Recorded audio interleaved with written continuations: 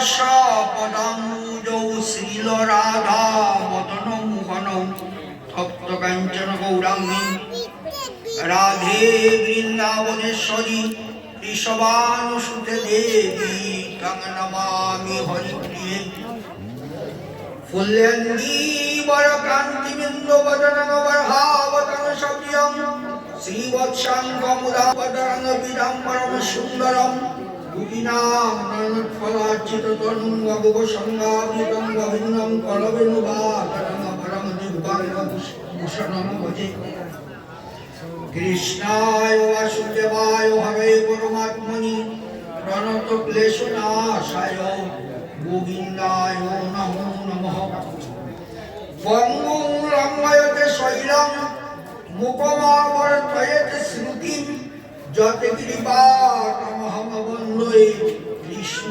চৈতন্যমীশ্বরম।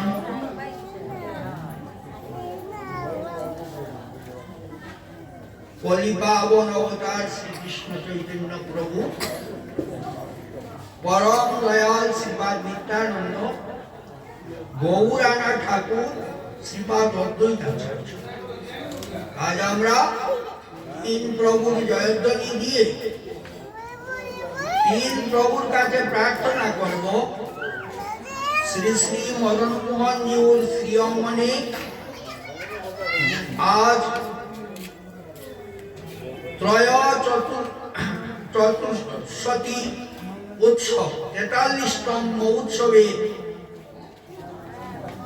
প্রারম্ভে আজকে যে আমরা হরিকথা আস্বাদন করব সেই হরিকথাটুকু যেন শেষের দিনের পাতে হয়ে কাজ করে।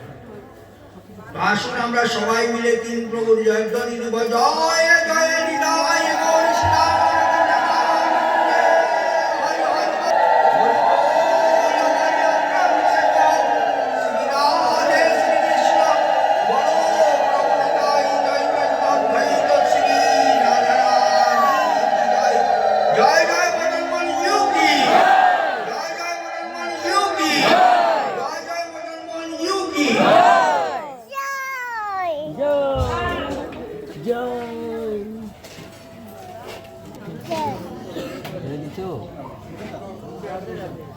জয় জয় জয় আরেকবার জয় জয় জয় হাত উঠায় জয় জয় জয় জয়।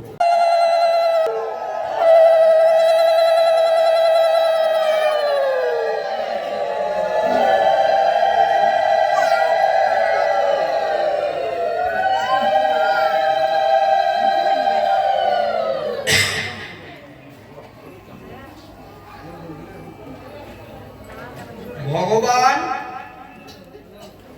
আজ আমরা একটু ভগবান শব্দের আলোচনা করব, তারপর ভগবান সম্বন্ধে একটু আস্বাদন করার চেষ্টা। আমরা তো ভগবান যাকে তাকে বলে ফেলি আজকালকে যার তার পেছনে আমাদের যে আজকালকের গ্রন্থকাররা আছেন, প্রচারকরা আছেন, যার পেছনে ভগবান শব্দটি প্রয়োগ করেছেন। কিন্তু ভগবান শব্দের যে কি অর্থ সেটা বুঝতে হলে শ্রীমদ ভাগবতকার বলেছেন ভগবতেতি ইতি য, আস্তে আস্তে, ভগবতেতি ইতি য ভগবান। ভগ যাহার মধ্যে বর্তমান তিনি ভগবান। যেমন ধনবান, ধনাঢ্য ব্যক্তিকে ধনবান বলা হয়, জ্ঞানী ব্যক্তিকে জ্ঞানবান বলা হয়। তদ্রূপ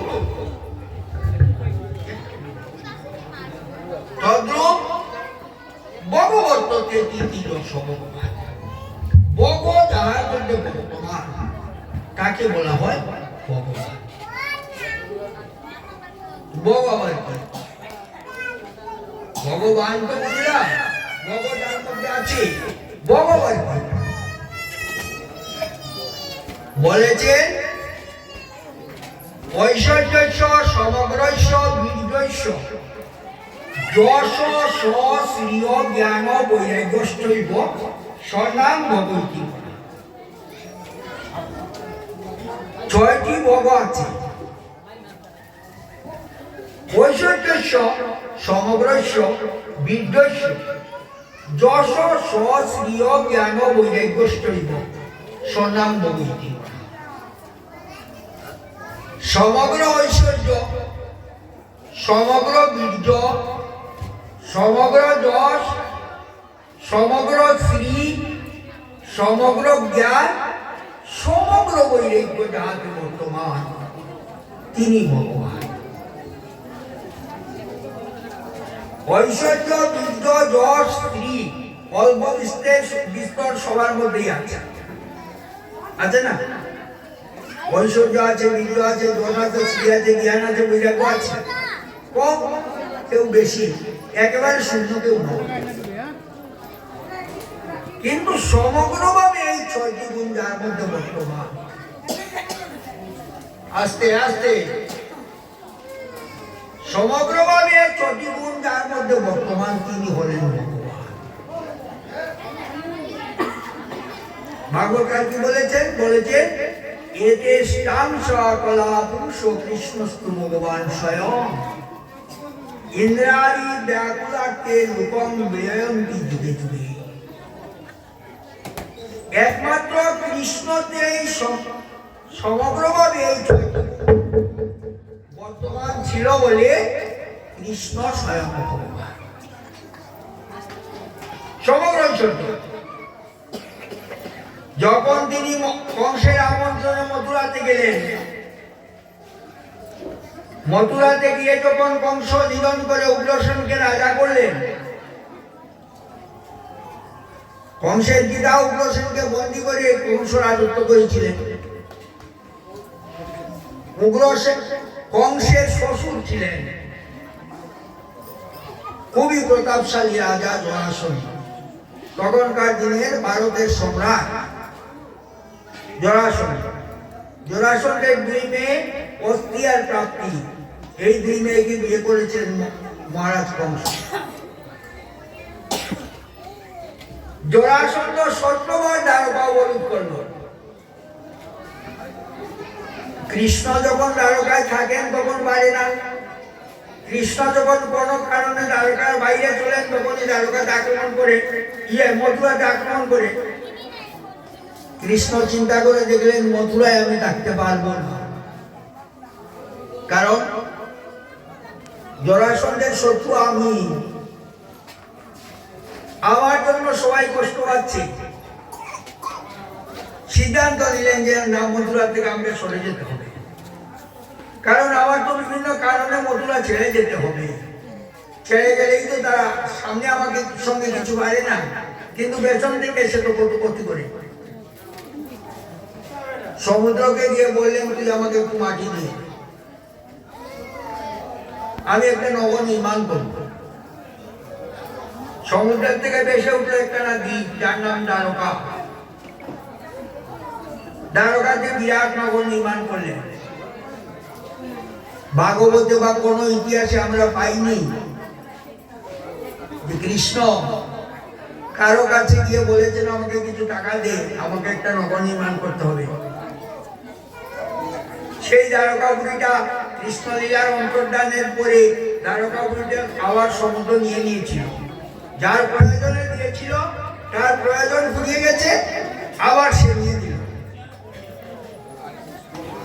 আজকালকে মাছ ধরতে গিয়ে আরব সাগরে সেই পুরীটা পাওয়া গেছে, সমুদ্র গর্ভে সেই পুরী আজও আছে।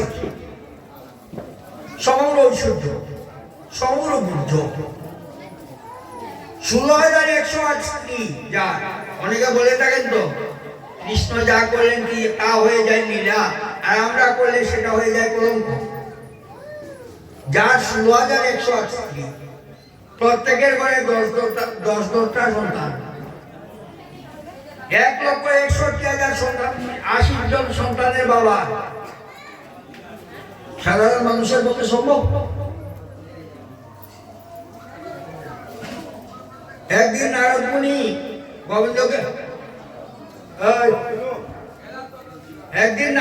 গোবিন্দকে বললেন তোমার তো অনেক স্ত্রী, একজন আমাকে দাও না, আমার তো নেই। বলেন ঠিক আছে, কাল দুপুরবেলা তুমি আসবে। 16,108 স্ত্রী, 16,108 টাকা ঘর আছে। যে ঘরে দেখবে আমি নেই, ওকে বলবে আমার আদেশ আছে তোমার সঙ্গে যাওয়ার।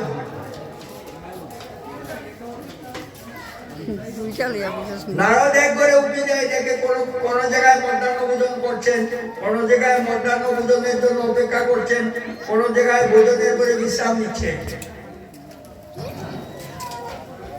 শূন্য ঘর আর পেল না। আরেকদিন জিজ্ঞেস, কিন্তু ওরা ঝগড়া করেননি কেন? কখনো কেন করেননি? ওরা জানেন আমরা 16,108 নিই। 200 দিনই ঝগড়া হয় কখন? স্বামী যখন একজনের কাছে থাকে আর তাকে সেই রাগে সবাই জানে, দেখে তার কাছেই আমাকে বেশি ভালোবাসেন, তাই তো সবাই আমার কাছেই আছেন। সুতরাং আনন্দ অত্যন্ত বৃদ্ধি হচ্ছে। সমগ্র দোষ এক বাক্যে কৃষ্ণকে যে যতজনা ভালোবাসে আর কাউকে তত ভালোবাসে না। সমগ্র শ্রী এমন এক রূপ নিয়ে তিনি আসলেন। আমার করুণার অবতার গৌর সুন্দর সনাতন সূত্রাতে কৃষ্ণ রূপের বর্ণনা করতে গিয়ে বলেছিলেন, কৃষ্ণের মধুর রূপ শুনো সনাতন, যে রূপের এক কোণে অযোধ্যার রাজ দশরথ মিরিবাতে গিয়ে শব্দবেদী বাণের সাহায্যে অন্ধমুনির ছেলে সিন্ধুকে যখন নিধন করলেন, সারাদিন ক্লান্ত হয়ে একটা মৃগ পাননি। রাজা দশরথ শব্দবেদী বাণ মারতে পারতেন, শব্দ শুনে বাণ মারলে লক্ষ্য বিদ্ধ হতো। অল্প এক মুনি দম্পতি ছিলেন, তাদের একটা ছেলে ছিল যার নাম শৃঙ্গি।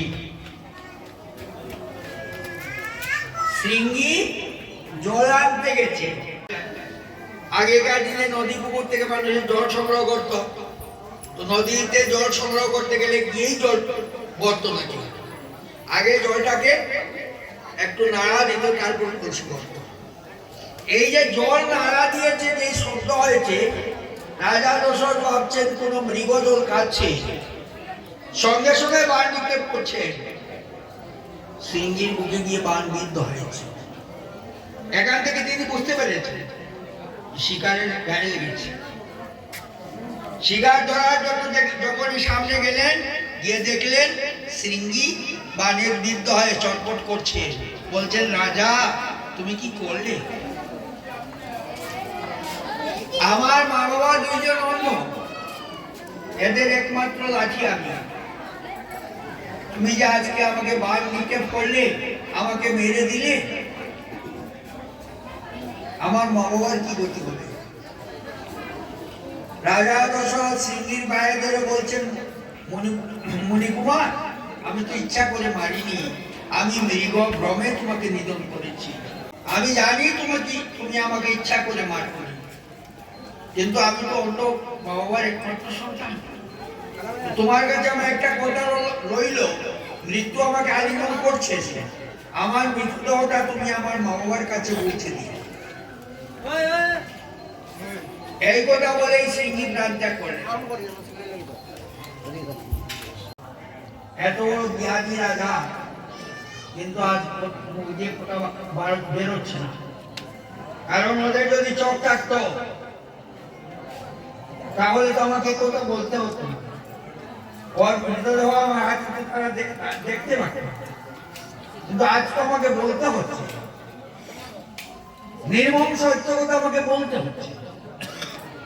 বললেন, মুনিবর, আমি হতভাগ্য রাজা দশরথ, আমি তোমার ছেলে নয়, আর আমি তোমার ছেলেকে হত্যা করেছি। তার মৃতদেহ আমার খুলে আছে। কি তুমি কি আমার বাক্যকে অবহেলা করছো? তুমি হাসছো? মহারাজ, মুনিবর, পুত্র পাওয়ার জন্য আমি একে একে 3খানা বিয়ে করেছি, কিন্তু 8 নাম আমার গুছিনি, আমি একটা সন্তান পাইনি। কত পুত্রেষ্টি যজ্ঞ করেছি, কত কিছু করেছি, কিন্তু একটা সন্তানের বাবা আমি হতে পারিনি। সুতরাং পুত্র সুখে আমার মৃত্যু হওয়ার কথা নয়। তাই বললেন ব্রহ্মবাক্য মিথ্যা হয় না, তোমার ছেলে হবে, আর ছেলের সুখে তোমাকে মৃত্যুবরণ করতে হবে। রামচন্দ্রের বনবাসের পরে দশরথ মৃত্যুবরণ করেছিলেন, সেটা অন্য ব্যাপার। এই কথা বলে যুব বলে সে অন্য উনি প্রাণত্যাগ করলেন। রাজা দশরথ তিনজনের তিনটা দেহ সৎকার করে রাজধানীর উদ্দেশ্যে যখন রওনা দিয়েছে, মনে মনে ভাবছেন আমি ব্রহ্মহত্যার মাতু কি, আমার কি গতি আছে। ওই রাজধানীতে না গিয়ে ছুটলেন কোথায়? অযোধ্যার রাজকুলগুরু ব্রহ্মর্ষি বশিষ্ঠ যখন পৌঁছলেন, তখন তপস্যার জন্য বশিষ্ঠ আশ্রমের বাইরে বশিষ্ঠের ছেলে বামদেব রাজা দশরথকে জিজ্ঞেস করলো, রাজা তুমি কেন এসছো? বলে, হে গুরুকুমার, আমি ব্রহ্মহত্যার পাতকী। এই ঘটনা, আমি আমার জন্য তিনটা প্রাণ চলে গেছে। বলো ব্রহ্মহত্যার পাপ কেমন করে যাবে? বামদেব বাচ্চা ছেলে অনেক চিন্তা করে করলো কি, রাজা দশরথের কানে তিনবার রাম নাম শুনিয়ে দিল, দিয়ে বললো, যাও রাজা, তুমি মুক্ত। মুক্ত? বলে হ্যাঁ। গুরুকুমারকে প্রণাম করে রাজা চলে গেছেন। বেলা অবসানে যখন ব্রহ্মর্ষি বশিষ্ঠ আশ্রমে এসছেন, ছোট্ট ছেলে বাবাকে গিয়ে বলছে, বাবা আজ রাজা দশরথ এসেছিলেন, কেন? ব্রহ্মহত্যার মাতঙ্গী, তুমি কি করেছ? আমি তার কানে তিনবার রাম নাম শুনিয়ে দিয়েছি। তিনবার? গরম তেলের মধ্যে একটু জল পড়ে যেমন তেলটা টকবক করে ফুটে উঠে, তেমন করে আগে অগ্নিশর্মা হয়ে গেলেন ব্রহ্মর্ষি বশিষ্ঠ। তিনবার? একবার রাম নামে যত পাপ হরে পাতকীর সাধ্য নয় তত পাপ করে, আর তুমি তাকে তিনবার রাম নাম শুনেছ, রাম নামের অপব্যবহার করেছ। ব্রাহ্মণ কুলের অযোগ্য সন্তান, তুমি যাও চন্ডাল কুলে জন্মগ্রহণ করো। পিতা হয়ে পুত্রকে অভিশাপ দান করে। বামদেব চরণ ধরে কাঁদছেন, পিতা গো, যন্ত্রবানাং মানব শ্রেষ্ঠ মানবানাং ব্রাহ্মণ, ব্রাহ্মণাঞ্চ যোগী শ্রেষ্ঠ যোগিনাঞ্চ বৈষ্ণব গুরু। প্রাণীদের মধ্যে মানুষ শ্রেষ্ঠ, মানুষের মধ্যে ব্রাহ্মণ শ্রেষ্ঠ, ব্রাহ্মণ চাইতেও যোগী শ্রেষ্ঠ, আর যোগীর চাইতেও শ্রেষ্ঠ যদি কেউ যথার্থ কৃষ্ণ ভক্ত হয়, যোগিনাঞ্চ বৈষ্ণব গুরু। একটা কৃষ্ণ ভক্ত সন্তান যদি হয়, সে কি করে জানো? পদ্মপুরাণ বলেছে, কুলাঙ্গ পবিত্র জননীগিরি তার্থা বসন্তরা সা বসতি বচেতনরা নিতন্তি সরিয়ে বিতরস্তে শাম, যে শাম করে বৈষ্ণব নামদেব। যদি কোনো কুলে একটা বৈষ্ণব সন্তান জন্মগ্রহণ করে, তার কুল পবিত্র হয়। জননী কৃতার্থা, যে রমণী সেই বৈষ্ণব সন্তানকে গর্ভে ধারণ করে, সার্থক হয় তার গর্ভ যন্ত্রণা গুণ, সার্থক হয় তার মাতৃত্ব। মহাপুরুষের দেশে ভারতবর্ষ যত মহাপুরুষ আছেন, সবার জীবনী যদি ঘাটো, গিয়ে দেখবে পেছনে আছে একটা মহিষী মা। মহিষী মা ছাড়া মহাপুরুষের জন্ম দিতে পারে না। তাই আমার বহু সুন্দর বাবার নামে পরিচিত হননি, বহু সুন্দর মাতৃত্বের পরাকাষ্ঠা দেখানোর জন্য মায়ের নামে পরিচিত হয়েছে। তাই বিষ্ণুনন্দন কেউ ডাকে, সবাই বলে সচিদানন্দন এসে গৌর হরি। বসুন্ধরা সা বসতি বচেতনা। আমরা দেখতে যাই কেন? স্নান করলেই কি পাপ যায়? আর এর মধ্যে কৃষ্ণ ভক্ত তীর্থে কেন পায়? তীর্থকে পবিত্র করার জন্য।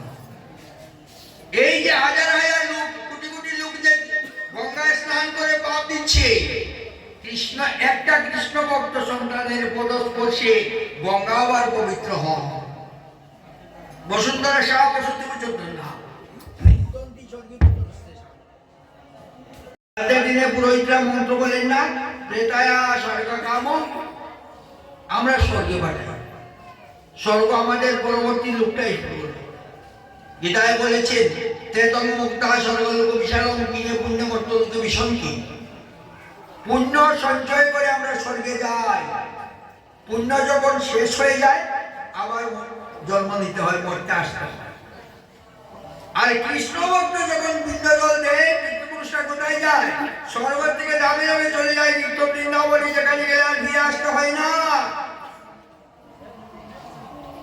তাই যখনই দেখে তাদের কুলে একটা কৃষ্ণ ভক্ত সন্তান এসেছে, পিতৃপুরুষরা নৃত্য করতে থাকে স্বর্গে বসে, এই ছেলেটা কখন পিণ্ড জল দেবে, আমাদের মুক্তি হবে, আমরা নিত্য বৃন্দাবনে চলে যাবো। করে আগুনের মতো, যখন আগুন লাগে টপ করে জ্বলে উঠে যায়, আবার তাড়াতাড়ি নিভে যায়, জ্বলে যায় তাড়াতাড়ি নিভে যায়। ছেলে যখন চরণ ধরে কাজ বললেন, ঠিক আছে যা, যে রাম নামের অপব্যবহারের ফলে ব্রাহ্মণত্ব থেকে তোর চণ্ডালত্ব হলো, সেই রামচন্দ্র যেদিন কৃপা করে তোকে পিতা বলে আলিঙ্গন করবে, বুঝে যাবে তোর চণ্ডালত্ব আসবে, দেবেরও দুর্লভ বৈষ্ণবত্ব। তাই প্রেমানন্দ দাসের পদে আছে, শ্রীরাম হইয়া মিতালি করিলা ভোগ চণ্ডাল করে, দেখো না কি কুল বিদুদের ছিল কাইলা তার করে। সেই বৈষ্ণব বামদেব ভোগ চণ্ডাল হয়ে জন্ম নিয়েছিলেন, আর বনবাসী যাওয়ার মধ্যে রামচন্দ্র তাকে পিতা বলে আলিঙ্গন করেছিলেন।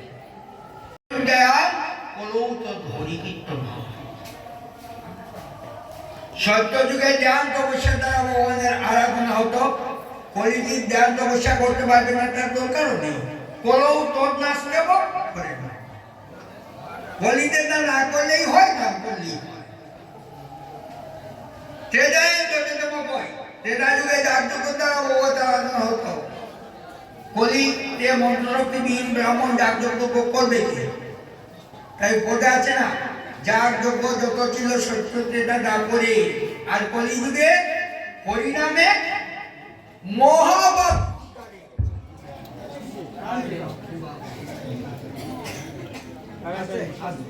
কলিযুগে হরিনামে মহাপাপী উদ্ধারী, সাধারণ পাপী নয়, মহাপাপীও যদি নাম আশ্রয় করে সে উদ্ধার।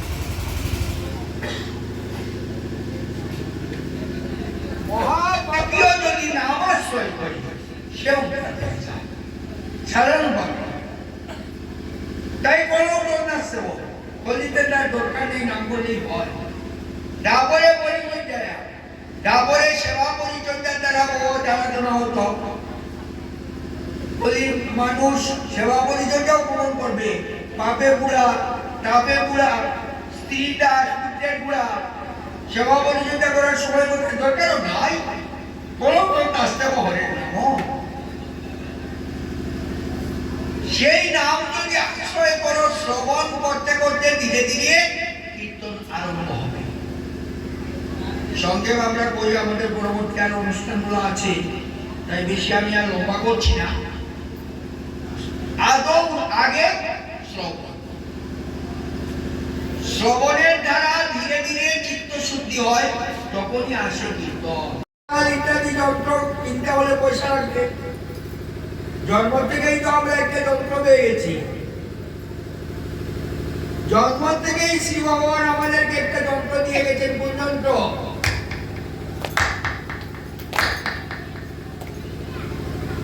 আর কিছু না ঢুকে দোকান হাত আছে তো, সাথে পাশে বিলিগিরি দুয়ারে বসিয়া কীর্তন করা সবে করতালি দিয়া।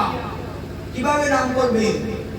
খাইতে শুইতে নাম সর্বদা লইবে, নিয়ম কাল নাস্তি, নামে সর্বসিদ্ধি হবে, এক সিদ্ধি নয়।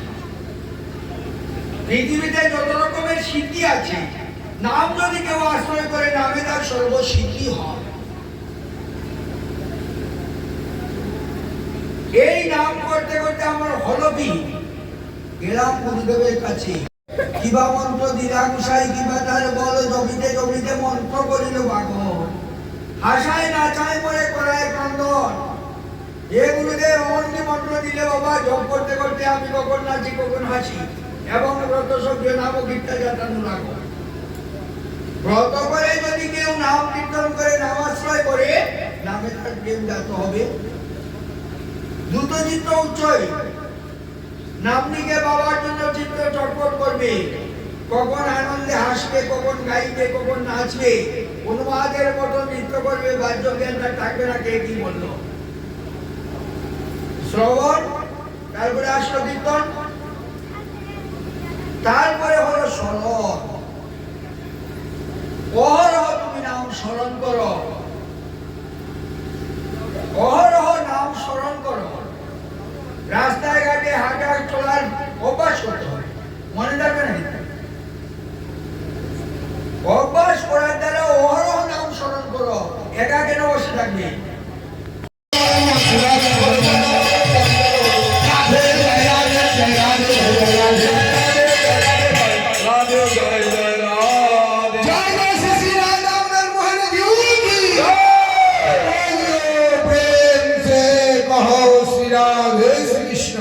बोलो प्रभु निदाई के दिन नंदोई तो श्री श्री राधा रानी की जय।